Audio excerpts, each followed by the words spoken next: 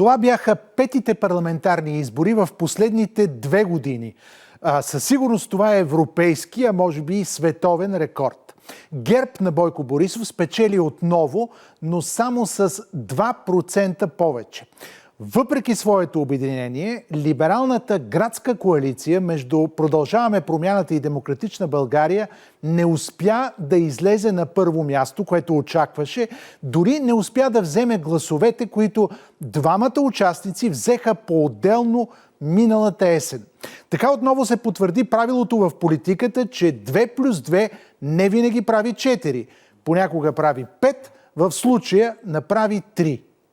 Един от безспорните победители бяха радикалните националисти от Възраждане, които се класираха на 3-то място и техните гласове непрекъснато растат. Но Възраждане няма и не иска да се намеси в бъдещите коалиционни преговори, защото иска те да бъдат по техните правила. А техните идеи, идеите на Възраждане са толкова крайни, че не могат да се съвместят нито с останалите политически сили, нито с мнозинството от българите. Изненада беше това, че партията Има такъв народ на шоумена Слави Трифонов отново влезе в парламента. За вашите зрители може би е важно, че темата с отношенията между България и Северна Македония въобще не беше част от кампанията. Причината е вероятно тази, че българското обществено мнение смята, че топката е в Скопие и че всичко, което предстои да се случи в тези отношения, зависи изцяло от волята на политиците и обществото в Северна Македония, от тяхната готовност за диалог с България и за път към Европа. Какво обаче ще се случи в България? Изборите не дадоха ясен отговор за властта и за изхода от политическата криза в България. Напрежението беше толкова голямо, че представителите на първите 2 политически сили не казаха и една дума в изборната нощ и в деня след това. Абсолютен прецедент в българската политическа история. Едва в края на вторник започнаха някакви доста плахи и предпазливи изявления.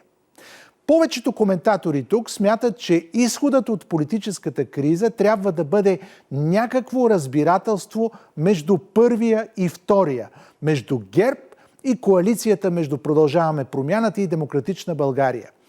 Те нямат различия по много от важните въпроси. И двете сили са евроатлантически, и двете подкрепят Украйна, и двете са по-скоро за либерална политика в икономиката. Но те имат безмилостен сблъсък по въпроса за корупцията, по наследството на ГЕРБ, която управляваше 12 години преди това. Именно този сблъсък роди българската политическа криза. Нещо повече, когато за кратко управляваше миналата година, Кирил Петков, който сега е на второ място, даже арестува за кратко време Бойко Борисов, който сега е на първо. С други думи, проблемите са и много лични. Така че подобно разбирателство ще бъде много трудно, с много компромиси. Явно обаче друг път няма, иначе трябва да се ходи и на нови 6-ти поред избори. Бойко Борисов вече призова към някакъв вид разбирателство, към сътрудничество и към съставяне на редовно правителство.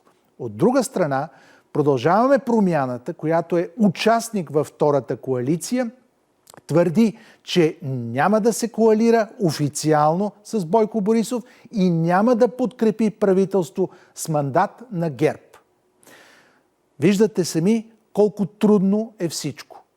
Но България няма друга криза, освен политическата.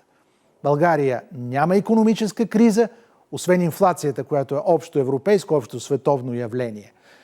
България има политическа криза. Тя е безпрецедентна и този път политиците ще се опитат да я разрешат.